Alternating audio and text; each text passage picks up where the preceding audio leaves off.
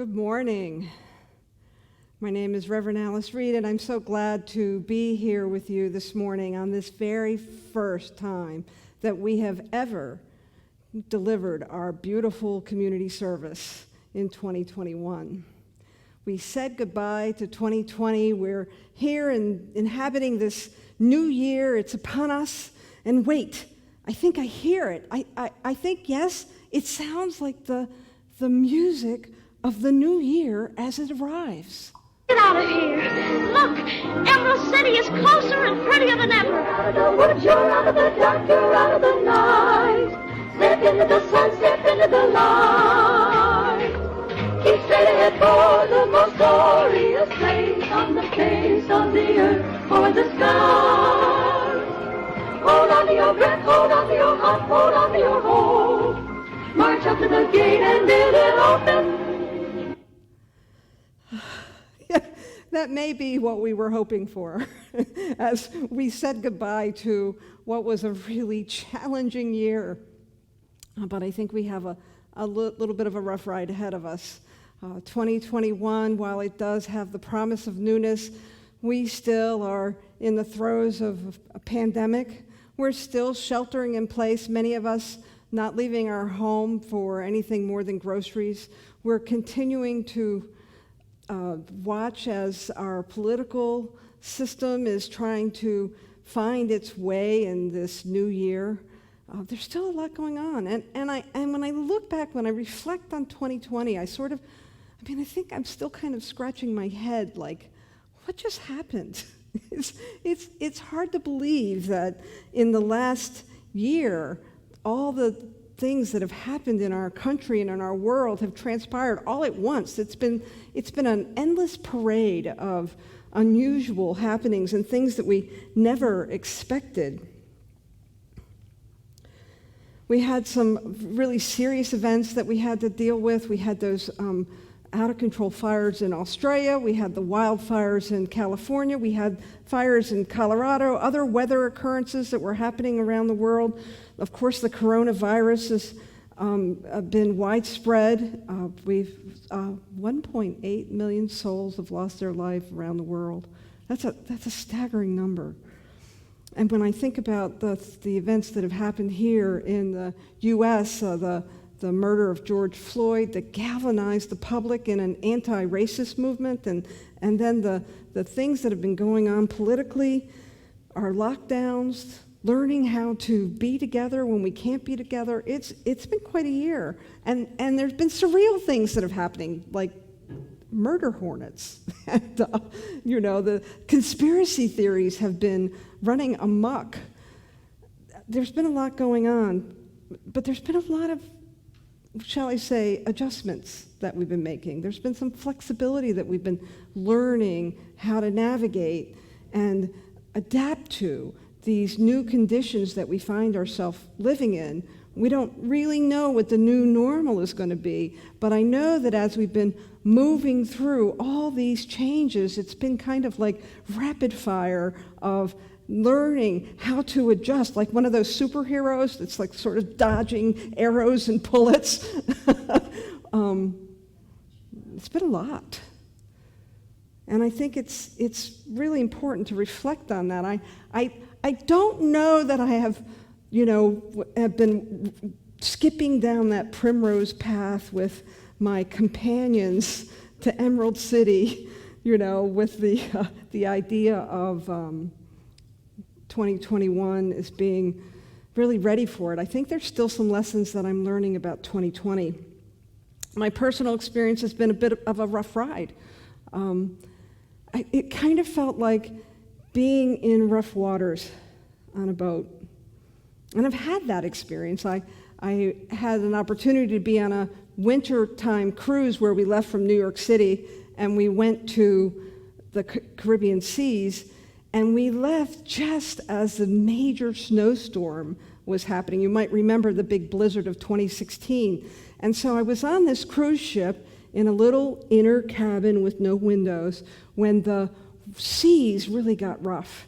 We had 30-foot swells, And I remember laying in my bed, and my feet would go up, and then my head would go up as the boat rocked, and it was all I could do to just hang on. Does that kind of sound familiar? And that's very much how I think part of last year I tended to navigate. I was sort of holding on. I was holding on to my work. I was holding on to learning new technology. I was holding on to my relationship. And all the things that weren't quite working before, that maybe weren't so noticeable, really became noticeable. I began to see the cracks in my own armor. And I began to, at some level, I could feel myself just really going to sleep. It was, back to that cruise that I was on. I remember getting up in the middle of the night and going up to the deck so I could see, because I knew what I was feeling and experiencing, but I had to see with my own eyes to really grasp what was happening to the boat. And I think that the things that have been going on in our society and in the world, I've had to go look, is that really happening? And I found myself very, I won't say obsessed, but highly interested in what was going on in the world, and it would really capture my attention. And it made it difficult for me to really be conscious and awake during this time of trying to learn how to be in a world that I didn't recognize.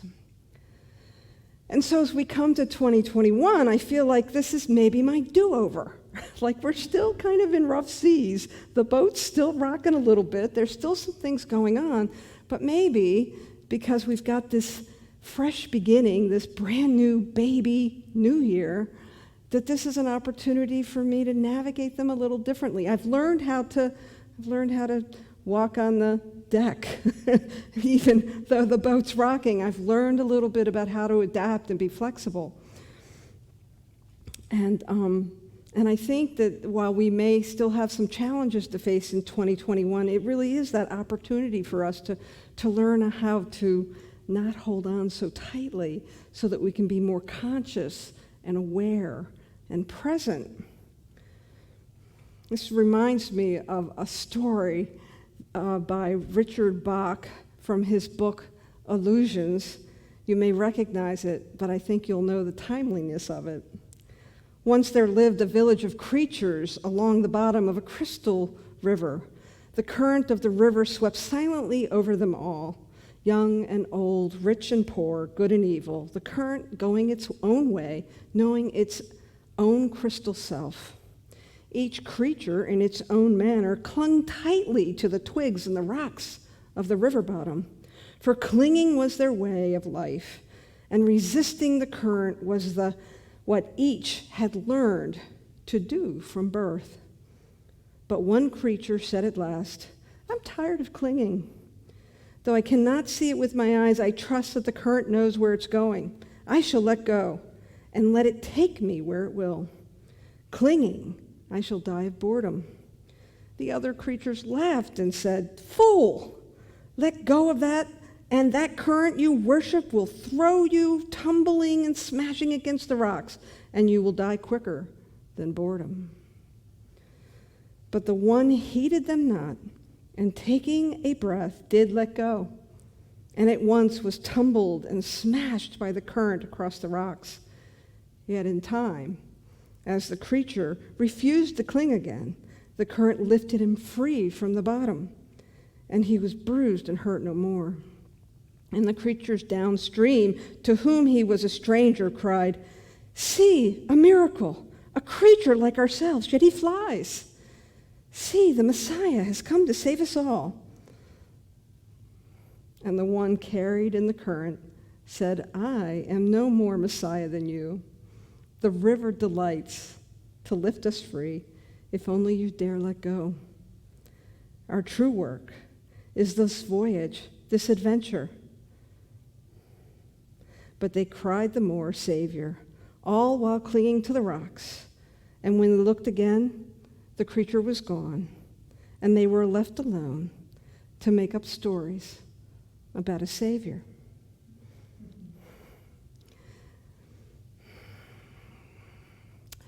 the clinging. That's what I'm talking about. It's tempting when we're in this rough ride to cling to what it is we thought we knew. But I want to encourage you as you fully enter 2021, as I know I am still entering 2021, as you fully bring yourself into this new year, that you see those places where you may have been clinging, that you try not to bring the things that you've been attached to, the oldness or the old stories with you into this new year, because something new wants to be known. Something new wants to be experienced. Something new wants to be created by means of you and by means of me. Last week we looked at the story of the butterfly. It's a beautiful metaphor of creation and transformation as the caterpillar completely liquefies and becomes a butterfly. And that story is really a story of individual transformation. And I see the story of the sea creatures, that story from Richard Bach's book Illusions, I see that story more as how we can show each other how to let go and have a more collective transformational process. And I feel like we're just at the beginning of it. And it's still messy, and I think it's still likely that we might get a little bruised and we might hit some of the sides of the shore as we begin to learn how to navigate a more collective wholeness, a more collective transformation, if you will. But I know that it's really through that process of being present with the bumps and the hard places and the cracks and the things that aren't quite working. I myself have had the experience of those are the places where I really have the greatest movement, the greatest shift, and the greatest growth. Our book of the month is by Mark Nemo, and he starts it out with this great quote from Abdullah Baha. The more you cut the branches of a tree, the higher and stronger it grows. The more you put the gold in the fire, the purer it becomes. The more you sharpen the steel by grinding, the better it cuts. And therefore, my friend, I am happy that you have had great tribulations and difficulties. Strange it is that I love you and still am happy that you have had sorrows. So as we begin to look ahead to 2021 with this theme, evolutionary vision, we're also bringing with us timeless wisdom. And so we both look back and look forward. We begin to take the lessons learned from our individual transformation, our individual healing, our individual growth, and look to how we can move our philosophy and our way of life and how we apply this teaching from a me teaching to a we philosophy. And so as we look at these themes this year, each month will continue to build on its own, and we'll be looking at vision, we'll be looking at the mystery, we'll be looking at possibility. It's all about opening our eyes to what we do not yet know. And I know that it's comforting and it's tempting to want to bring everything you know into what you don't know. But there needs to be a little, dare I say, humility, some humbleness that the creative process that is working through us during this time of great tribulation is working us so that we can become who we came here to be.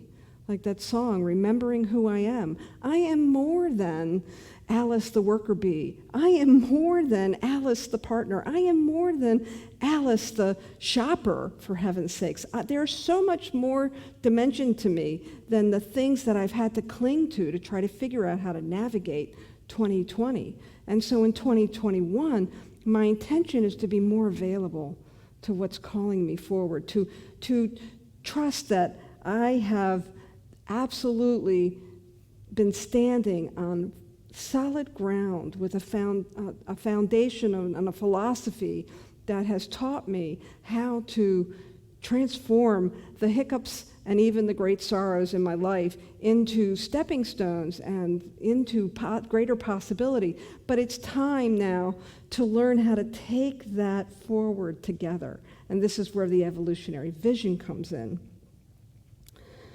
When we look at timeless wisdom, I know that Ernest Holmes was gathering, he was a synthesizer. He was gathering the best of Eastern and Western religions.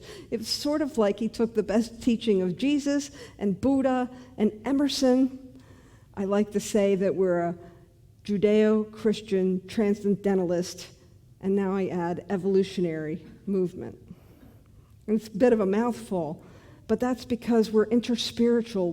We look at all those common threads that work together in all the ancient wisdom and that Ernest Holmes brought together to create this philosophy. And it is indeed a perennial wisdom.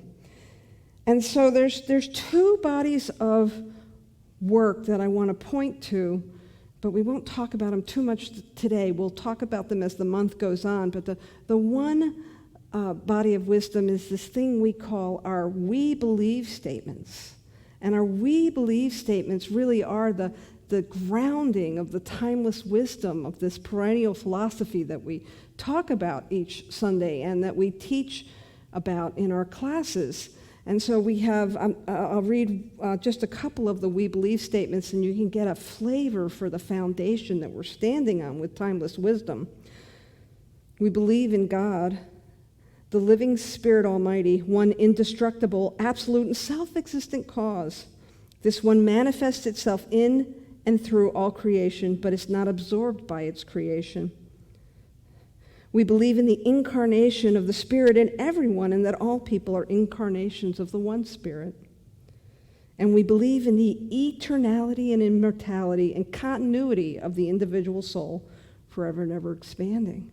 These are powerful principles that we stand on as we look towards our evolutionary vision.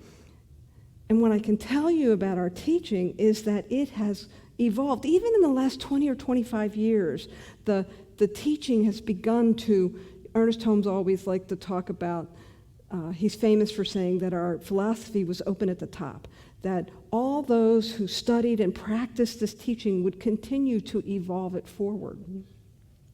And so in the last 20 years, a number of our teachers and facilitators and ministers got together and created this amazing global vision. And so when we begin to talk about evolutionary vision, the document of the future is really our global vision. It's those 10 or 12 statements that really look at a world that works for everyone.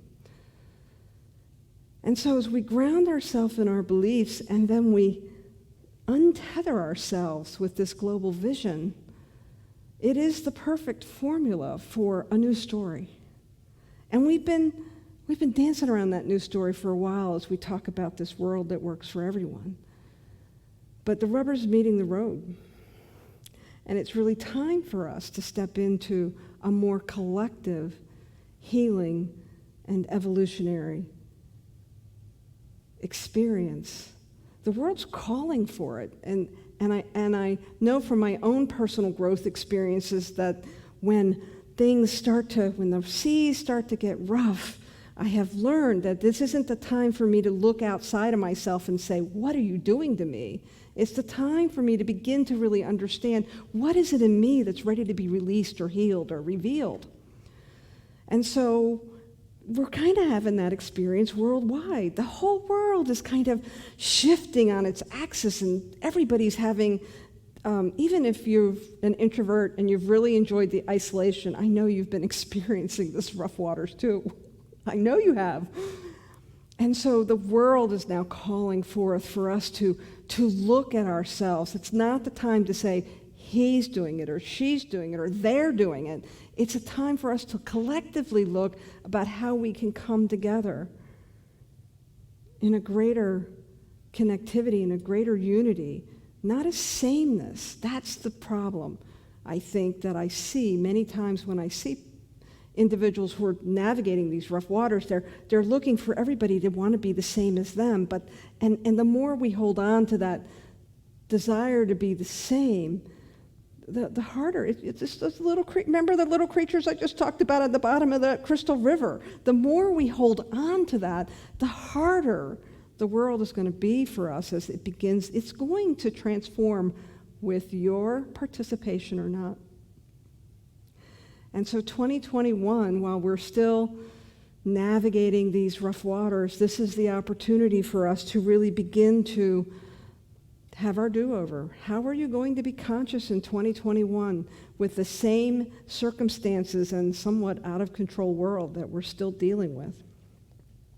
We are creating a new story, and we need a new language for it.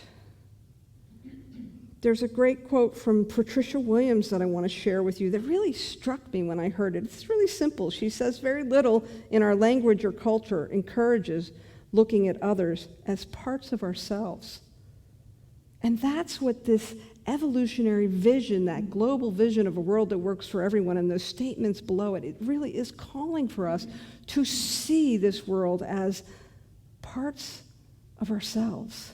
Not in a myopic, selfish way, but in a way of deep, loving kindness and compassion and support.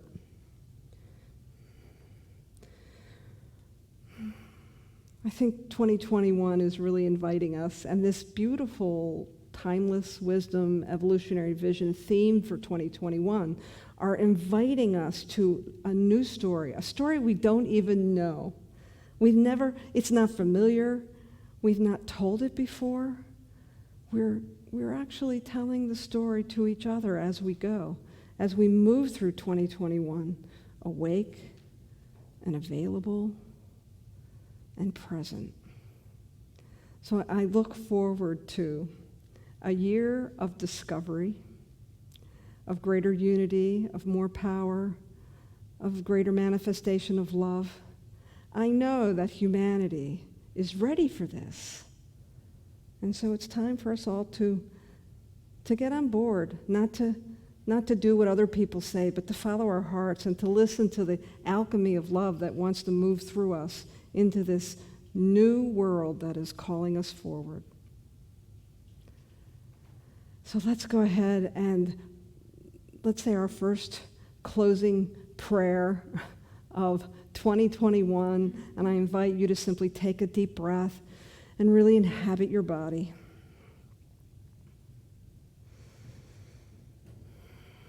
Knowing that there is so much promise in this moment where we become awake and aware of our breath, aware of the breath of others, knowing that this is the one thing that we all have in common. We breathe the same air. Our bodies take in oxygen through our breath. It nourishes our whole body temple, and then we let go of what doesn't serve us. And so I know that this is just a microcosm in the macrocosm of how life works. It is forever replenishing itself. It is forever expanding. It is forever releasing. And so I know that each one of us chooses right here, right now, to be completely present with the natural process of evolution that is moving in as and through each one.